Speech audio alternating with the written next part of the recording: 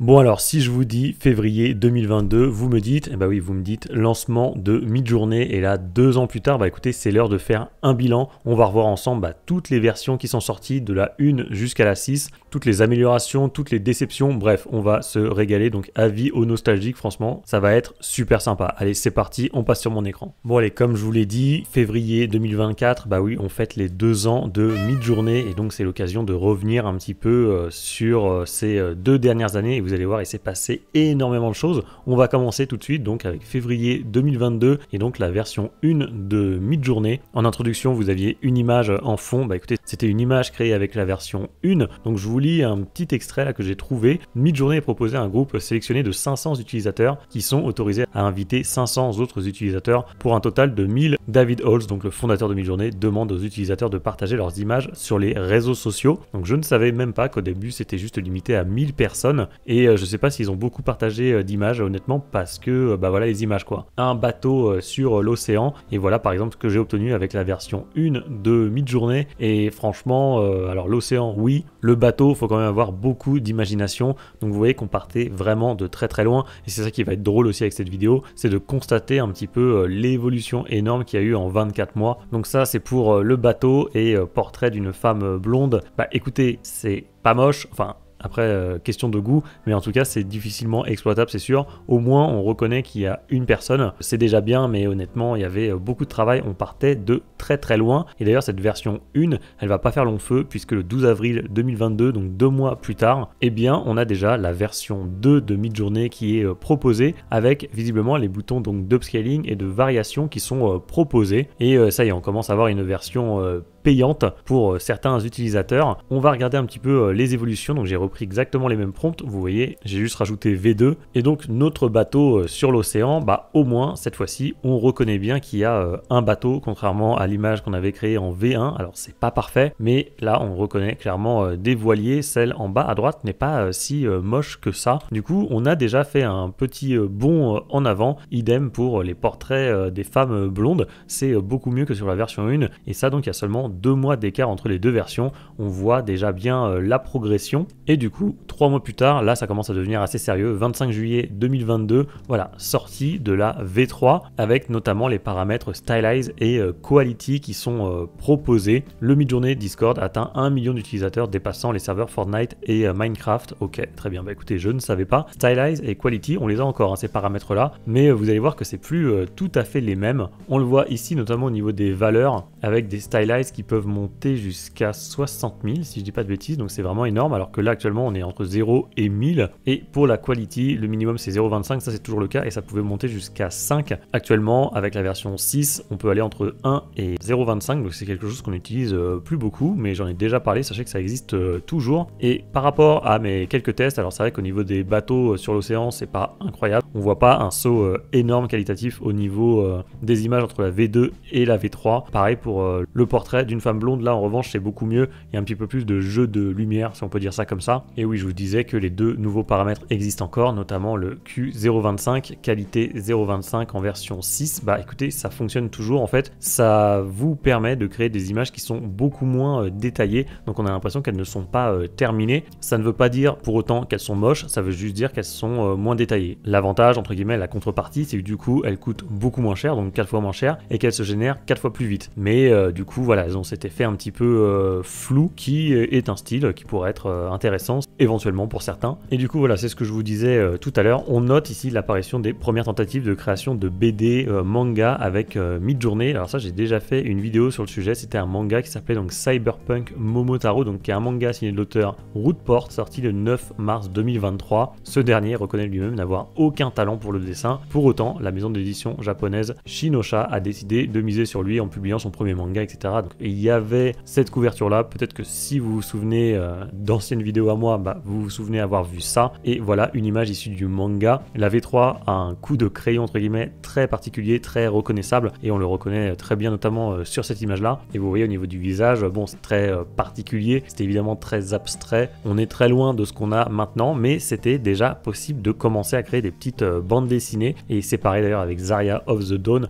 peut-être que vous vous souvenez, idem, j'avais fait une vidéo dessus. C'est une BD créée par Kristina Kashtanova, et il y avait eu toute une histoire juridique là-dessus, où en fait je crois qu'elle avait perdu ses droits par rapport aux images qui avaient été jugées en fait créées juste par l'intelligence artificielle et qui n'avaient pas eu assez de retouches humaines. Donc ça avait fait tout un scandale, il y avait plein d'articles de presse sur le sujet. Mais voilà, juste pour rappeler qu'avec la V3, on peut commencer à créer vraiment des BD et les artistes eh bien, peuvent commencer à se saisir justement de Midjourney pour créer leurs propres œuvres. Ensuite, 5 novembre 2024, bon là ça commence à devenir vraiment très sérieux puisque c'est l'apparition de la version 4 de Midjourney avec un niveau de qualité sans précédent. Bah oui, ça c'est tout à fait vrai. Je peux vous montrer, j'ai retrouvé l'annonce officielle de Midjourney, vous voyez, du 5 novembre 2022. Alors il y a plein de trucs là-dedans, hein. Plus de connaissances, meilleur au niveau des détails, peut gérer des prompts plus complexes avec de multiples niveaux de détails. Bon, ils s'enflammaient un petit peu quand même, hein. Meilleur avec plusieurs objets et plusieurs personnages sur une même scène. Bon, voilà, il y avait quand même un petit peu, c'était pas si simple que ça, même sur la version 4. On a enfin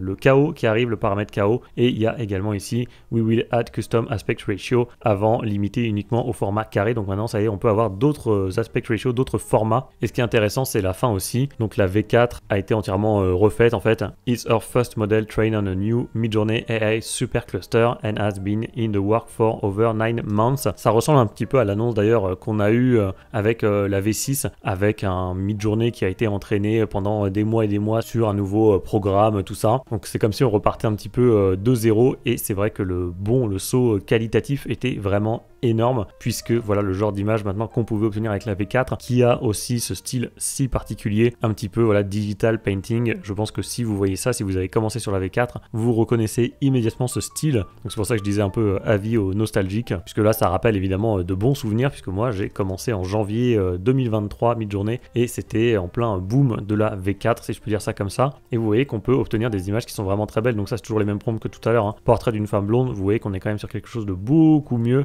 Et idem pour le bateau, là vraiment on reconnaît très bien le bateau sur l'océan. J'ai upscale cette image là, et franchement elle est encore totalement acceptable, hein, même si c'était créé avec la V6. Franchement elle est vraiment pas mal cette image. Vous la passez dans Magnifique AI et je pense que ça vous donne un truc vraiment hyper exploitable et magnifique, sans jeu de mots. Donc voilà, le saut qualitatif il est énorme effectivement. Tout le monde parle de Midjourney, c'est le début aussi des tentatives pour créer des personnages récurrents. Alors ça c'est vrai que j'ai essayé d'en créer plein, j'avais fait des tutos sur le sujet. C'était un peu le début de mon personnage récurrent. Vous voyez ici, franchement c'est pas si mal je trouve. Quand on fait défiler, je trouve que c'est plutôt pas mal. C'est aussi enfin la possibilité de créer des images en mode photoréaliste. Alors maintenant ça vous semble hyper simple évidemment, même avec la V5, avec la V6, mais avec la V4 c'était un vrai exploit, enfin entre guillemets c'était assez compliqué de créer des images photoréalistes avec la version 4. Fallait une technique en fait, hein, fallait un prompt particulier, et croyez-moi qu'obtenir ces images là, bah, c'était pas si facile, et à l'époque elles étaient vraiment magnifiques. J'avais fait tout un tuto sur le sujet d'ailleurs qui avait super bien marché, où fallait rajouter bah, voilà, des éléments comme ceci,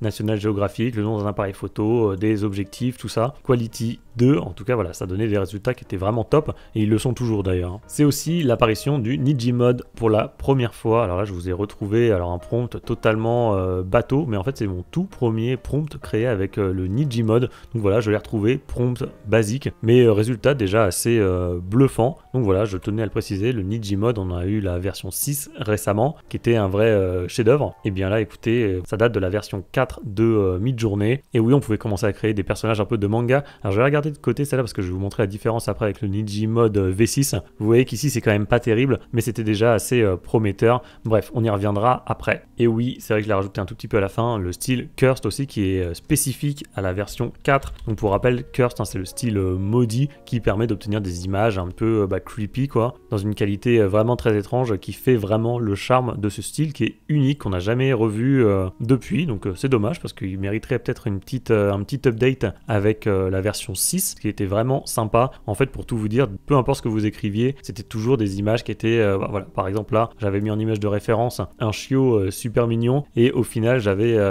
voilà, un chien super triste avec ce grain vraiment, enfin c'est la déprime totale quoi. Donc Still Cursed, peu connu mais vraiment super intéressant. Allez, on continue. 15 mars 2023, et oui c'est la sortie de la version 5, là aussi un énorme saut qualitatif. Alors je vais vous lire vite fait tout ça. Prompt rédigé fonctionne mieux que les prompts avec des groupes de mots séparés séparé par des virgules, ok, un petit peu comme la version 6. Le paramètre Tile qui permet d'obtenir des mosaïques et des motifs à répétition. Je me demande s'il n'était pas présent sur d'autres versions avant et qu'il était revenu. Petit doute ici. Le poids des images via le paramètre Image Weight est de retour. Ok, oui, parce que ça, je crois qu'il était présent déjà avec la version 2. J'ai retrouvé des archives où ça parlait déjà d'Image Weight avec la V2. Ensuite, les formats sont libres via le paramètre Aspect Ratio. On va en reparler après. Et les mains et les dents sont mieux qu'avec la version précédente. Donc ça, oui, c'était incroyable, notamment par rapport à cette image-là. Je m'en souviens que je vous l'avais posté même sur YouTube. Je vous avais fait un post en vous disant, mais regardez les mains, c'est ouf. On peut enfin faire des belles mains. Bah oui, parce qu'avant, c'était vraiment très compliqué. J'avais déjà essayé plusieurs fois de faire quelqu'un qui tient un pistolet avec la V4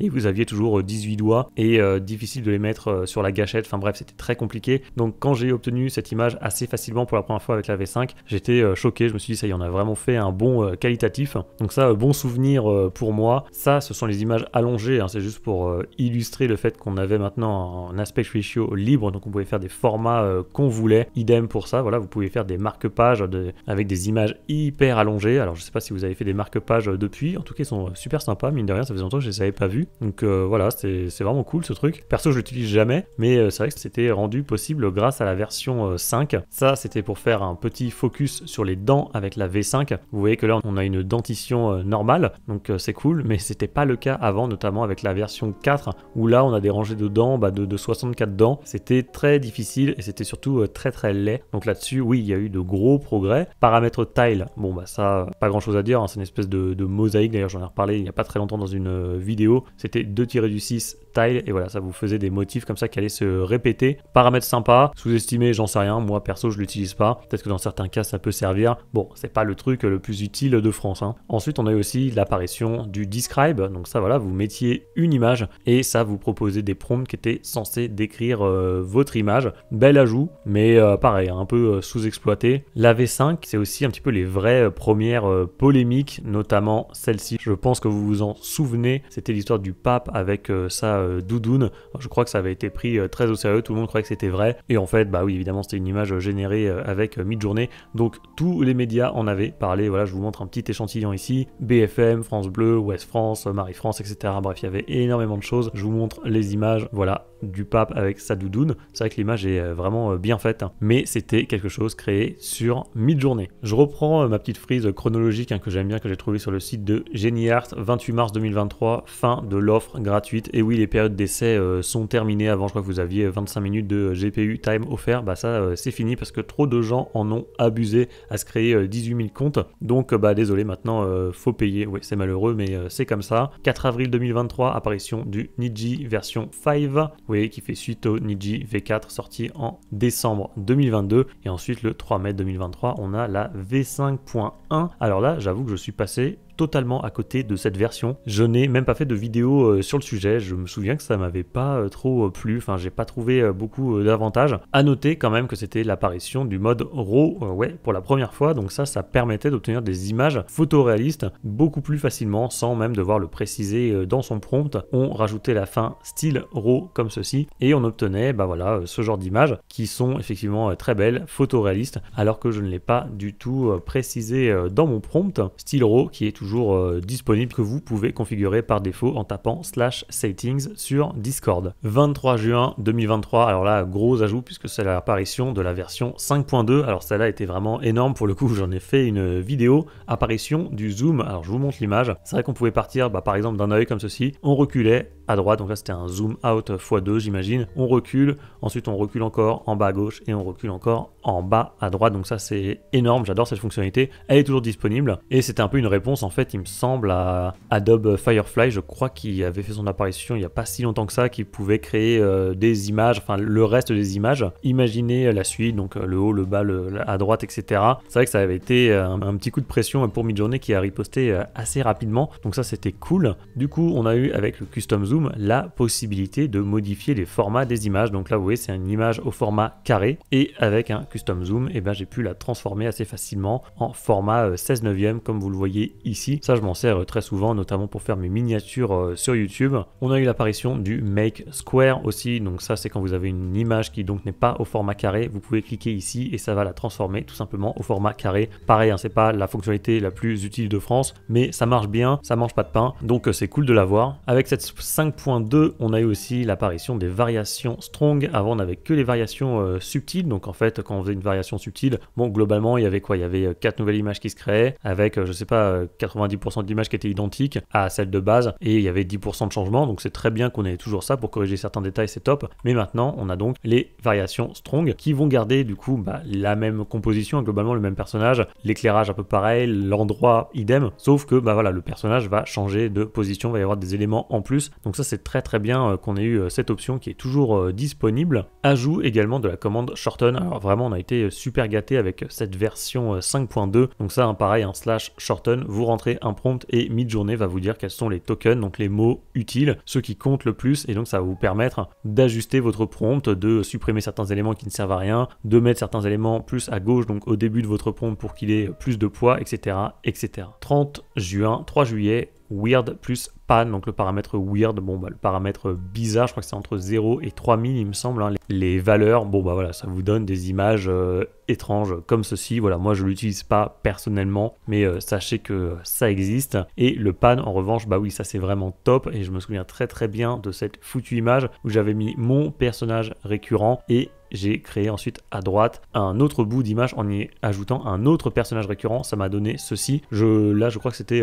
ma plus belle réussite sur Midjourney à l'époque, j'étais hyper content parce que personne n'avait fait ça je crois, et ça faisait des mois et des mois que je cherchais à mettre 2 personnages récurrents sur une même image. Donc ça je me souviens que j'en avais fait une vidéo, je l'avais appelé genre mon plus bel exploit sur Midjourney ou quelque chose comme ça, et c'est vrai que quand j'avais obtenu ce résultat, j'en étais tombé de ma chaise, j'étais vraiment ravi. Donc ça offrait des possibilités de dingue sur Midjourney. Ensuite 21 août 2023, Lean Painting, ça évidemment c'est la révolution un petit peu, donc c'est le fait de pouvoir rajouter sur une image créée sur Midjourney d'autres éléments. Donc je vous ressors cette image qui m'avait servi de miniature avec cette femme en image de base, et ensuite je lui avais mis un petit chapeau et des lunettes de soleil, et ça marchait super bien, et ça marche toujours super bien d'ailleurs. C'était donc une possibilité de faire aussi bouger vos personnages récurrents. Donc là elle regarde son téléphone et après voilà, elle le passe à son oreille, elle ferme les yeux, vous voyez qu'il y a une vraie différence. Donc ça c'est top, c'est vraiment une des fonctionnalités que j'utilise le plus. C'était aussi l'une des premières fois qu'on pouvait modifier du texte. Vous voyez, on est passé de Sorfall à For Sale, et ça marchait pas trop mal, un petit peu galère, on va pas se mentir, mais c'était déjà un premier pas vers le fait de pouvoir faire du texte avec Midjourney. Et là c'était aussi la possibilité, vous voyez le background est complètement blanc, et derrière de rajouter un petit paysage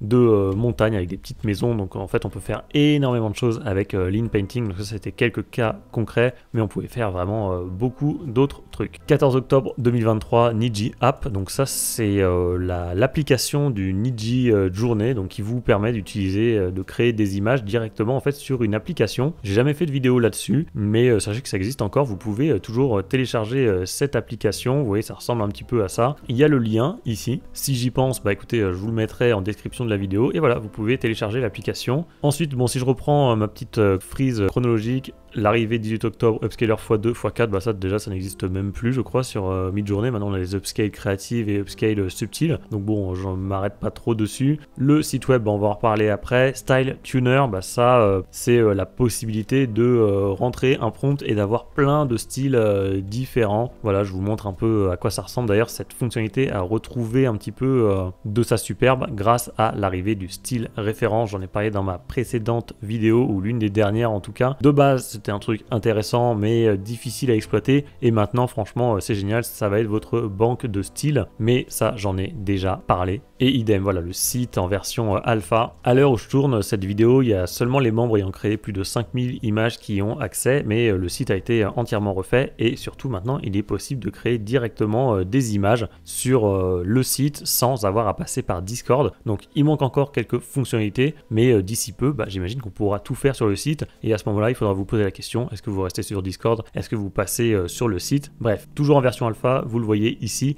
mais hyper prometteur. 21 décembre 2023, alors là on l'attendait de pied ferme, c'est donc l'apparition de la V6 avec donc une meilleure qualité d'image, notamment où on a vraiment des personnages avec un grain de peau beaucoup plus réaliste, beaucoup plus naturel. Ça c'est la première chose, évidemment, meilleure compréhension des prompts, moins de mélange des couleurs, quelque chose qu'on ne pouvait pas faire avant avec la V5, les versions précédentes. Par exemple ici, deux femmes assises sur un banc dans un parc, la femme aux yeux bleus à gauche porte un chapeau, la femme à droite porte des lunettes de soleil. Donc vous voyez, on a bien deux femmes assises sur un banc dans un parc, il y a une femme aux yeux bleus à gauche avec un chapeau et la femme à droite porte des lunettes de soleil. C'était quelque chose d'impossible à faire avant avec la version 5, donc ça c'est énorme. Idem, possibilité de faire du texte, vous le voyez ici, ça marche plutôt pas mal, j'ai fait une vidéo sur le sujet. 30 janvier 2024, là on se rapproche vraiment de la date à laquelle je tourne cette vidéo, apparition du Niji 6. Vous voyez mon petit Sangoku, vous voyez comment il est bien foutu, et je vous rappelle ce qu'on avait tout à l'heure. Voilà, c'était quand même pas ouf avec le Niji 4, c'était quasiment inexploitable. Maintenant, voilà, on peut avoir ce genre d'image assez facilement quand même avec le Niji 6, donc énorme progrès. Voilà, je peux vous montrer aussi d'autres images créées avec la version 6 du Niji Mode, évidemment, elles sont magnifiques. Et enfin, 1er février 2024, donc là c'est très récent, on a l'arrivée du style ref, donc le style de référence. Vous rajoutez 2-6 S ref, vous mettez une image. Là, par exemple, j'ai mis cette image là, oui c'est vrai que la dernière fois on m'a dit parle un peu de photoréalisme, bah écoutez voilà, là au moins c'est photoréaliste, c'est un peu du Polaroid on va dire, vous le mettez en style de référence et comme ça vous allez obtenir des images avec le même style que votre image de référence. Ça marche super bien ce truc, et donc vivement le caractère référence qui devrait arriver prochainement. Peut-être que ça sera sorti au moment où je sortirai cette vidéo. Et maintenant, alors oui là c'est vrai qu'on a fait 2022, 2023, 2024, et alors après qu'est-ce qui va se passer? Ça c'était un des sondages qui a été publié très récemment, vous voyez 26 janvier 2024, où on nous demandait en gros de choisir ce sur quoi on voulait que l'équipe de Midjourney travaille en priorité. Donc on a les personnages récurrents, augmenter la précision des prompts, la compréhension des prompts, avoir plus de contrôle sur la lumière, les couleurs, tout ça, pourquoi pas. Style transfer, ça je pense que c'est le style ref, il me semble. Model tuner for V6, ça je sais pas trop, ça manque de précision, donc je peux pas trop vous dire ce qu'ils ont derrière la tête. Amélioration du paramètre tile, bon ça on s'en fout un petit peu. Amélioration des visages, des mains, de l'anatomie humaine, ça très intéressant. In-painting sur le site en version alpha, ouais pourquoi pas. Plus de contrôle sur les compositions, ouais ça serait cool. Et aussi pose contrôle, donc pouvoir mieux contrôler les positions de nos personnages. Voilà ce qu'il y a dans les cartons, et a priori le prochain truc qui devrait apparaître c'est donc consistent caractère, ça on l'attend tous de pied ferme. Et ensuite qu'est-ce qu'on a d'autre en stock, des trucs qui ont déjà été abordés plusieurs fois. Une version Midjourney non censurée, alors peut-être avec un forfait différent qui nous permettrait de créer des images, peut-être de nus, tout simplement de nus artistiques. Actuellement on peut le faire mais de façon un petit peu détournée, bon c'est pas officiel, c'est un petit peu galère. La vidéo, oui ça aussi c'est dans les cartons, c'est prévu, donc pas pour tout de suite, mais Midjourney certainement en 2024 va commencer à faire du texte ou vidéo, image to vidéo comme un runway, tout ça, donc ça on attend avec impatience. Et pareil pour des images en 3D, on en a parlé plusieurs fois, enfin l'équipe de Midjourney en a parlé plusieurs fois, ce sont des choses qu'on peut s'attendre à voir apparaître en 2024, tout comme la V7. Et là écoutez, on va pas trop se projeter parce qu'on a tellement attendu la V6 qu'on peut pas trop savoir quand sortira cette nouvelle version 7, mais en tout cas voilà, il va se passer beaucoup de choses cette année, et quand on voit la différence entre la V6 et la V1, donc là on était, voilà je peux vous remontrer, ça on est sur la V6 et là on est sur la V1, donc 2 ans séparent ces deux images. Voilà, je vais terminer là-dessus je pense. Bon écoutez, voilà pour ce petit retour dans le temps, j'espère que ça vous aura plu. Moi j'ai pris beaucoup de plaisir à faire cette vidéo parce que c'était un petit peu, un peu de nostalgie là-dedans. Ça m'a permis déjà de redécouvrir certaines choses, ça fait une bonne piqûre de rappel et ça nous permet effectivement de voir le saut qualitatif colossal qu'il y a eu en seulement 24 mois sur Midjourney. Dites-moi en commentaire vous quel est votre meilleur souvenir sur Midjourney, quand est-ce que vous avez commencé surtout à l'utiliser, ça m'intéresse, et puis pourquoi pas dites-moi les projections que vous avez, qu'est-ce que vous voyez arriver prochainement. En attendant je vous affiche à l'écran une vidéo que j'avais faite il y a très longtemps où je testais justement les versions 1, 2, 3 et 4 de Midjourney, comme ça vous pourrez voir un petit peu plus en détail à quoi ressemblaient les anciennes versions de Midjourney.